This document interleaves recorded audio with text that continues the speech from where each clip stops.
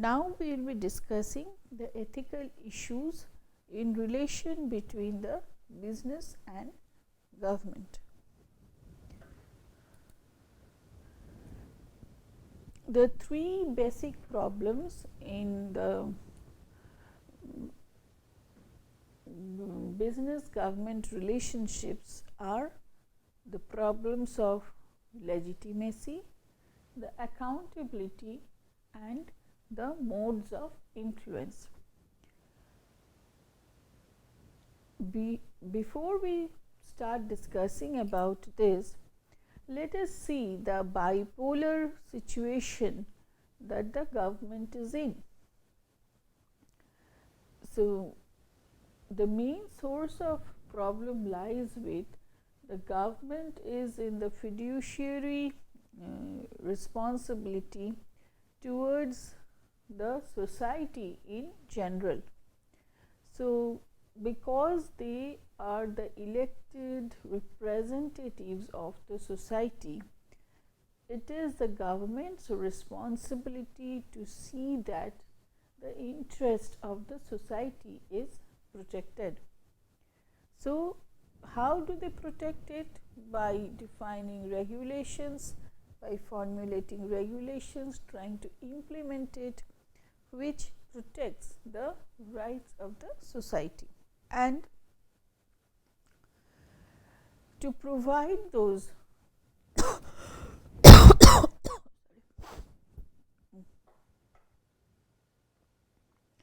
to provide those rights to the members of the society and to see that their interests are met, sometimes it may so happen like it is not possible for the government to do everything single-handedly, so they extend their hands of partnership to the business, and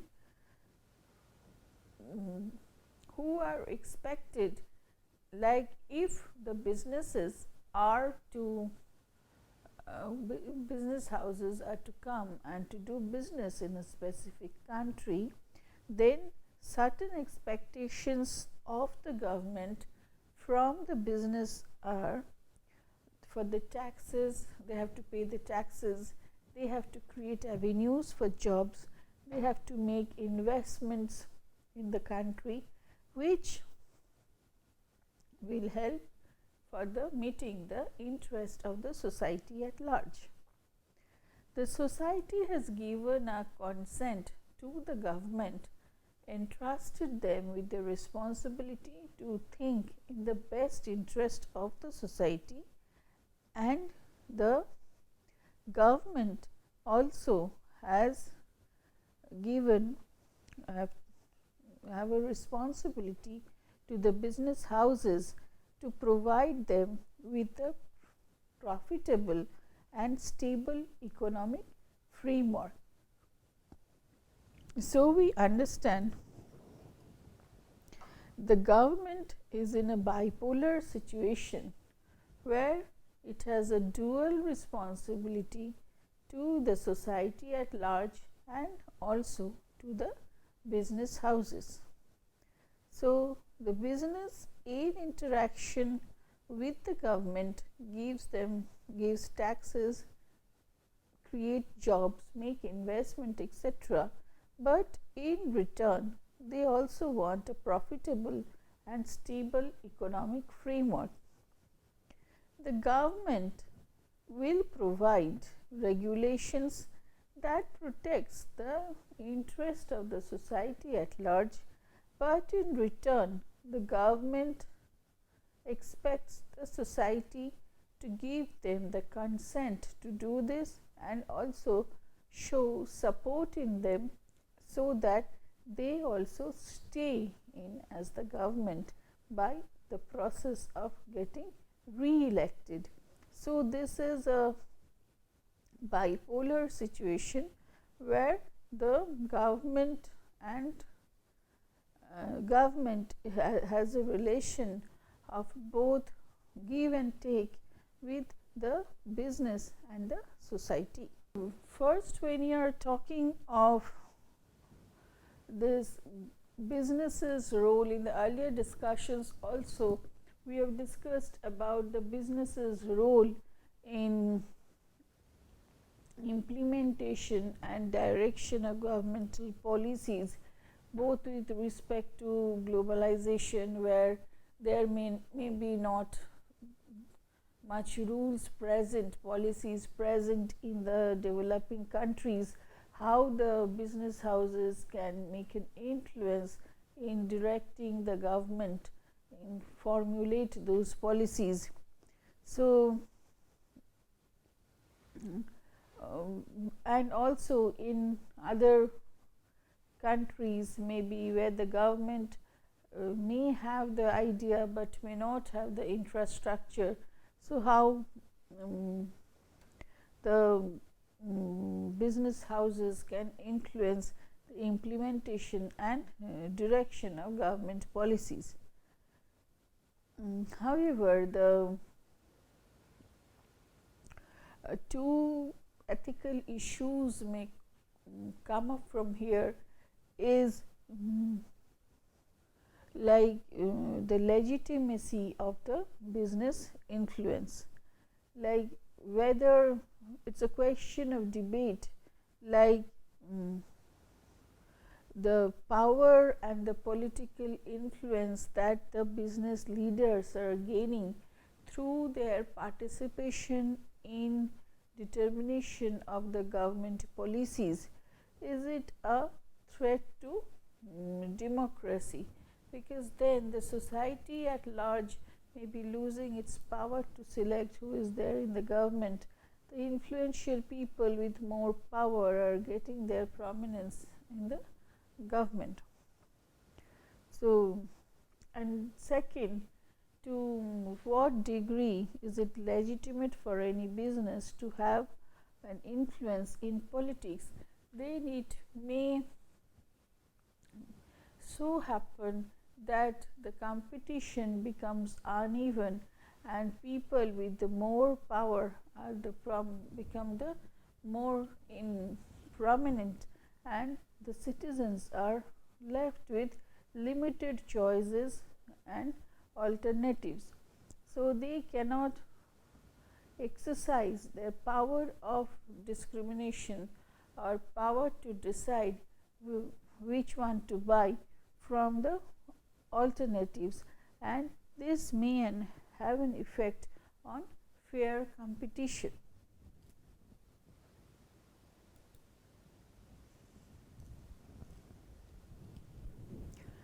So, second is the process of accountability to the public. So, as we understand that government acts as a representative of the society's interests, then the public has the right to be informed about governmental decisions with other constituencies such as businesses, and to determine whether it is acting in its interests or not. So, there lies the accountability role of the government to the public. Also, when both the parties, like the government and the business houses, both the parties can influence each other, the main concerns for business ethics are when the business has a major influence on government, because then it may affect the government policies, then it may influence the government policies which may serve the self-interest of the business and may be detrimental to the interest of the public at large. So, this is where the accountability problem lies too, means we have to seek the question of the government is accountable to whom? To the people, the society at large, or to the business houses, and is the business house also is accountable to whom? And so these type of questions will give rise to dilemma, and it becomes an ethical issue when the businesses has major influences on government to influence their policies or on influences on regulations.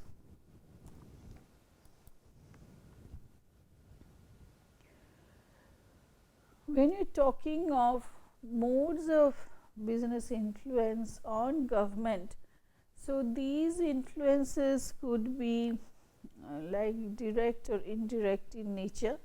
So Obermann distinguished among different ways using the criteria, like the avenue of approach to decision maker, like how the approach is being made. So is it a direct relation with the policy maker, or by making direct approaches to political decision makers, or indirect through publicity in the media and media communications, other types of communications, which helps to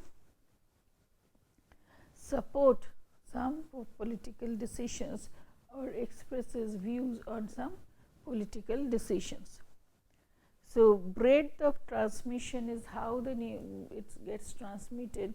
Is it like in the publicly, the communication is made publicly, or it is private in nature, where a particular political leader is approached and then certain discussions is made with that person or groups of person on a very private level. Content of communication could be like information oriented, where it comes to getting information about the decisions of the government, or sharing some industry informations with the government people also, because the governments people who are making certain decisions do not know always what is happening within the industry. So information oriented or even pressure oriented, where the influential business houses may try to pressurize the government to get certain benefits. Otherwise there is the threat of for withdrawal from that country, which may be detrimental to the economy of the country future level. So these types of orientations are called pressure orientations.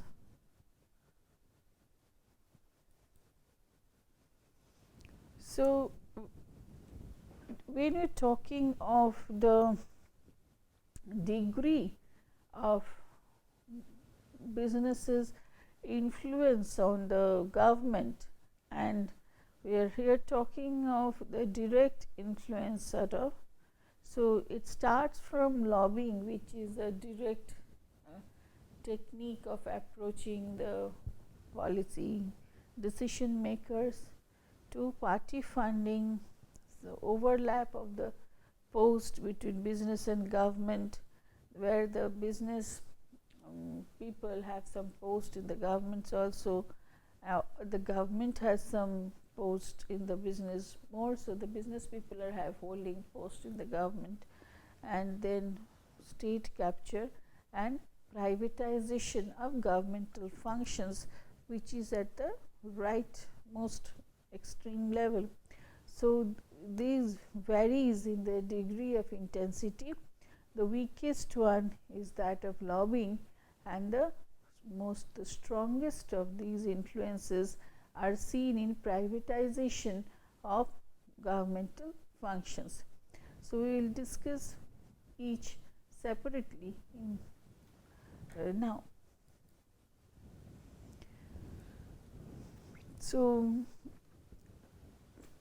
when you are talking of lobbying, as seen in the last diagram, lobbying represents a direct, usually private attempt by business actors to influence government decision making through information provision and persuasion.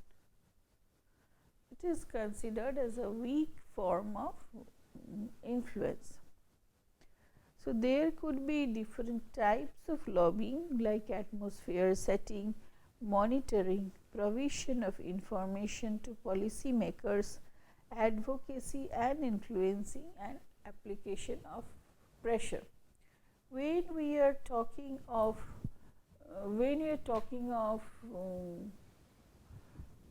atmosphere setting, so there it is like generating the awareness of the government about certain industry issues and products, and to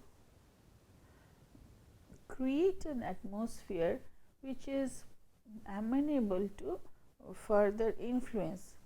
So, this may include like organizing events, then dinners or rallies, information rallies that creates visibility about the interest of the industry in government sphere. So, these type of practices are called atmosphere setting. So, when you are talking of atmosphere setting, it is like first level of impression management done, where which will attract the government's interest towards issues of the industry, and they become interested for it. So, second, when you are talking of monitoring, it consists of establishing relationship with the political parties to get detailed information about certain regulations in advance of the legislative trains and processes. So, these advanced information helps them to prepare themselves before maybe the regulation is already declared, and thus gives them a competitive edge over its other competitors who may not be in the doing this lobbying with the political leaders. So, third is provision of information to policy makers. When you are talking of provision of information to policy makers, so that is what we were already discussing, like it is not possible for the policy makers, government also to understand in details what is going inside the industry. So, to make more regulations effective or to strengthen their own position in the mind of the public also with certain regulations, either enablers or inhibitors for the business practices, the government need to know some information from the industry. So, by the provision of information to policy makers, these informations are shared, so where these lobbyists are responsible for sharing these information to the policy makers, which helps them to function well. Advocacy and influencing is deals with the ultimate goal of lobbying. The ultimate goal of lobbying is not only to share an information, but also to have an influence in the decision making process or on the decision makers. So,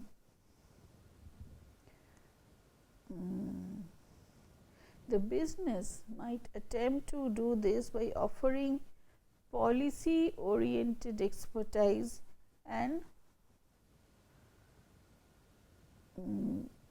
industry oriented associations, because they tend to be experts in this area, and that through their expert knowledge they try to influence and participate in the formulation of the regulations.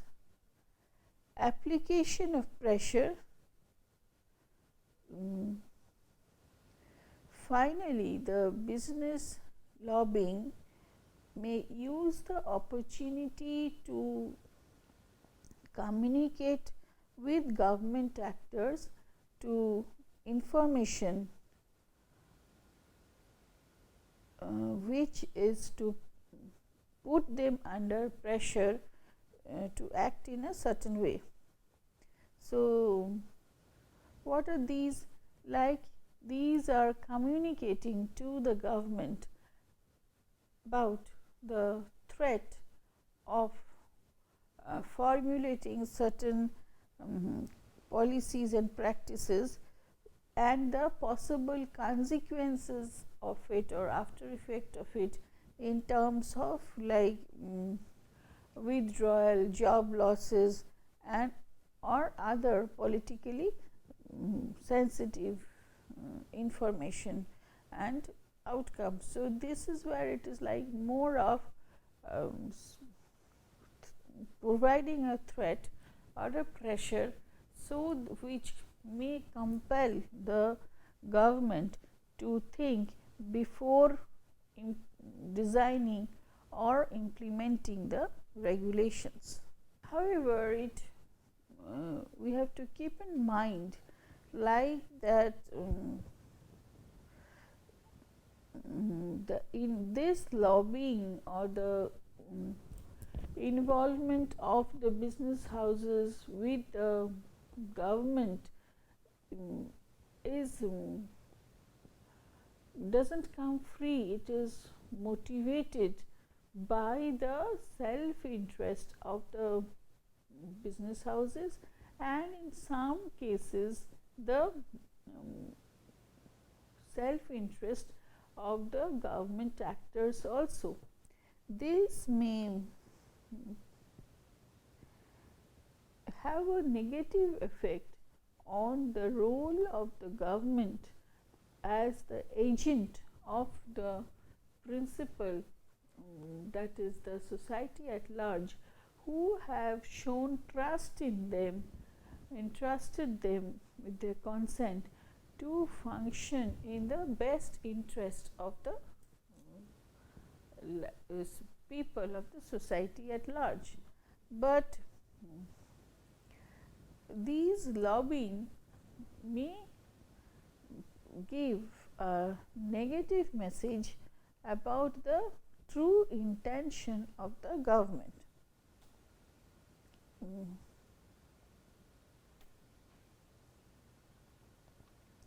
So, another aspect of it is lobbying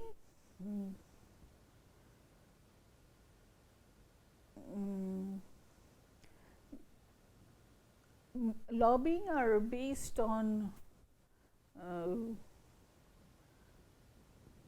factors like where generally the business houses take care of situations where they can have access to the politicians in a more relaxed, casual and informal setting. So, this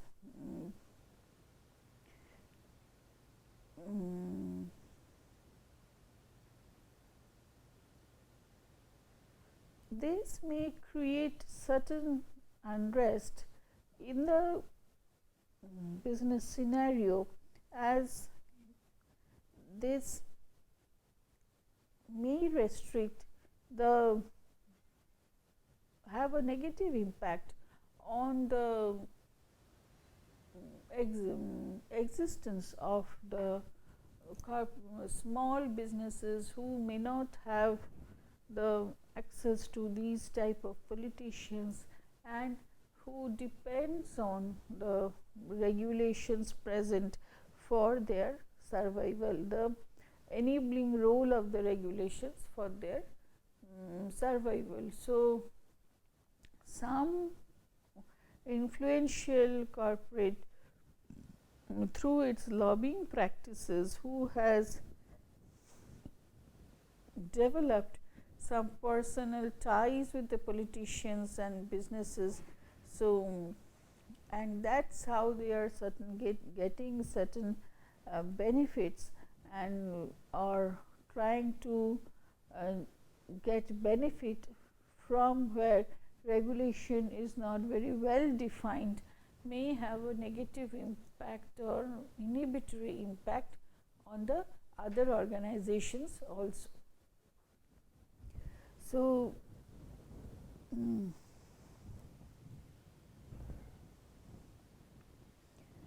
this lobbying may also give rise to conflicts of interests, where because lobbying is a personal relationship, the ties established between the business lobbyists and the particular politician who is entrusted maybe with the responsibility to take care of the interest of the society at large, these lobbying practices may give rise to conflicts of interest, and because the government itself may be involved in those type of activities. So, where maybe a technology selection has to be made or the best supplier has to be selected. So, these type of things which have a direct influence on the greater interest of the society, then this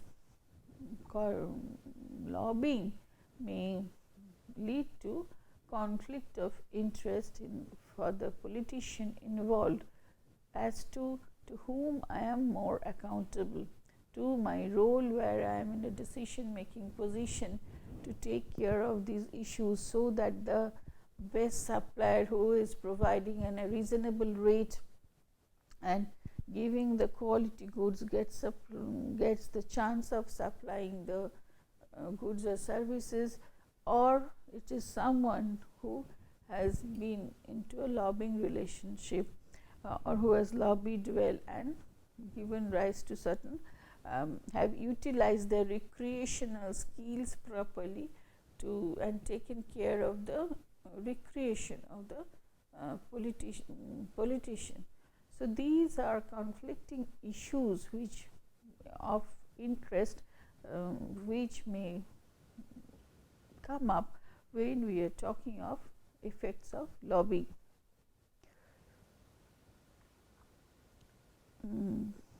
The similar situations may come up when we are discussing party financing and individuals' conflicts of interest. So, sometimes corporates give heavy donations to party financing. So, for meeting up their expenses during the votes and all. So, these donations to parties by businesses can raise conflict of interest. So, because again when we are talking of party financing and conflict of interest, then it is the party financing is done by the business houses, but maybe not without any self interest. So, this gives rise to the prospect of preferential treatment. So,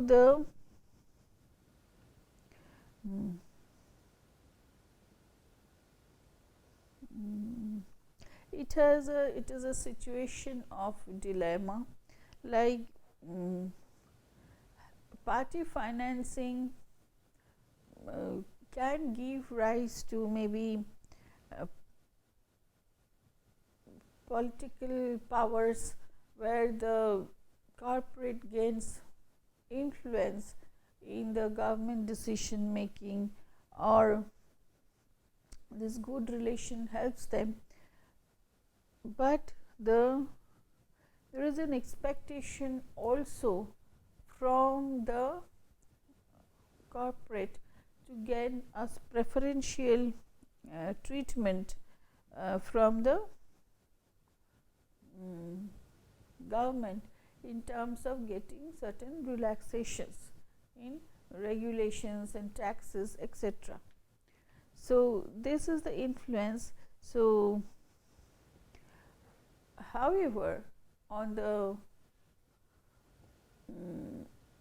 negative side of it, flip side of it, the company making the contribution may come under regular pressure from the government to provide to the party financing. Otherwise, these concessions, these allowances will not be given. So, it becomes it becomes like an extortion, then exploitation. And also it may have, if it becomes a public or it becomes public, then it may have a negative effect on the company's image and may give rise to questionable behavior on the part of the employees also for that particular organization, because the employees may get a feeling this is the way that we behave in this particular organization, because the organization itself is doing some practices so that to gain the attention, to get its short term goals fulfilled, taking certain steps which are not maybe right.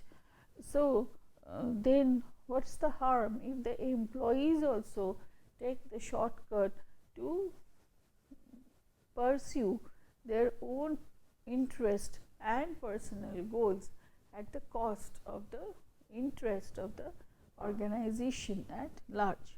So, this could have an effect on the behavior of the employees and promote questionable behaviors on their part. So, there could be another issue which this party financing may bring, as we are discussing, like it gives rise to prospects of preferential treatment in terms of when there is an overlap of posts between the business and government, where you see the business people having positions in government decision makings, or the government, the political leaders having some prominent position in the business decision making, both vice versa. So, these are called revolving doors, where we are talking of like both they have tried to secure some decision making post in the either the government and the business. So, or in many cases it may so happen like the same person is having two different roles, like a business person is also having a position in the government, so which gives him certain avenues for influencing the decision making of the government. So these may give rise to substantial conflict of interest, in the sense like if a regulation is formed which is equally applicable to all, then this special power advantage that the one particular corporate may get by having one of its representatives, business person, having a place in the government positions, or the vice versa, may bring conflict of interest again with respect to accountability, because if the person is sharing the information, having access to information, these type of things may give rise to preferential treatment and question of whom I am more accountable to.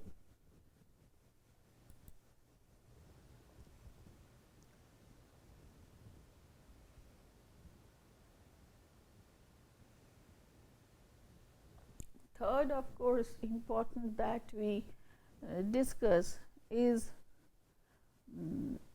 where there is a corruption of the abuse of the entrusted power for private gain. So, main issue of government corruption in relation to business is activities where private firms shape the formulation, implementation,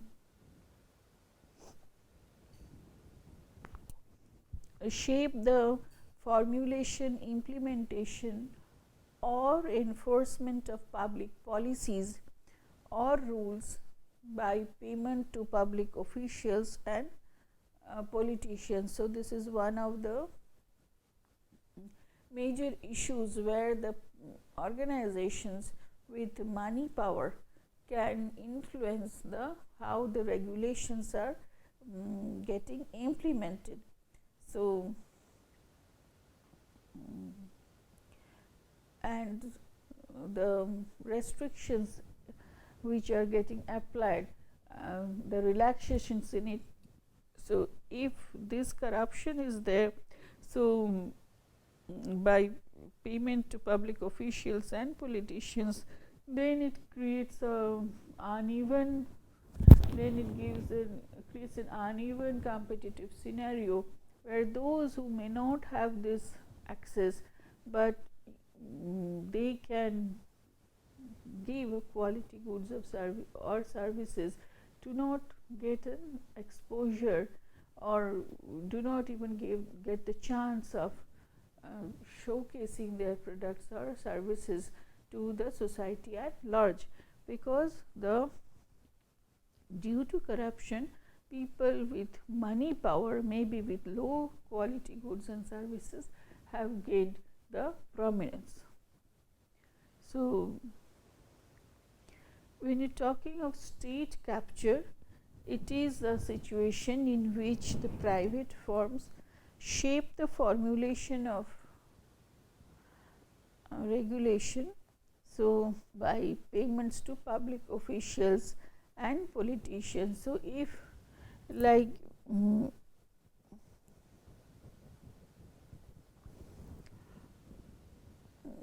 the whole state is captured by the private firms where only its products are promoted or only its products are allowed through certain mechanisms, then it helps, it is the private firm which is shaping the formulation of regulation in the particular state. So, and it is like indirectly that private firm rules that state. So, by controlling its economy, so when this becomes an universal law, then normally functioning economy is nearly becomes impossible, because the it's been like captured by the private firm.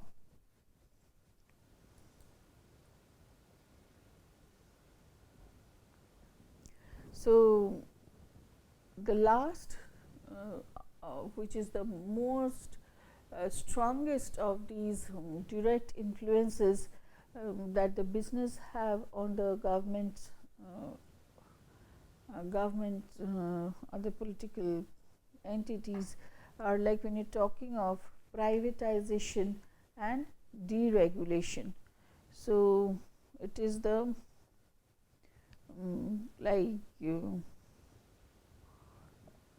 privatization of the profits. So, when it is a privatization of the profits, the key issue is that of a fair price. So, the citizens are the turn to the consumers, because it becomes the economic basis for their decision making. So, it becomes natural monopolies. So, because it can lead to overcharging for delivering poor quality. So, it may so happen if one of the influential private players have like done a state capturing sort of. So, after that it gives them the like they start functioning like monopolies, where whatever they charge for whatever qualities of goods and services they give, the people have to buy it, because there are no alternatives which are present. So,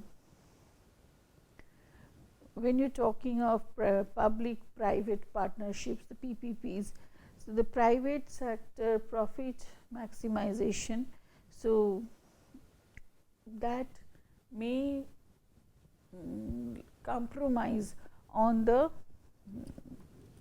expenses that are to be made for the quality and effectiveness of the citizens. So, that may become a problem. So, to give more profit to the private entity, private sector, the quality and the effectiveness issues may be compromised to derive this profit. So, these may become ethical issues in public private partnerships. In the next module, we are going to discuss on globalization and business government relations. Thank you.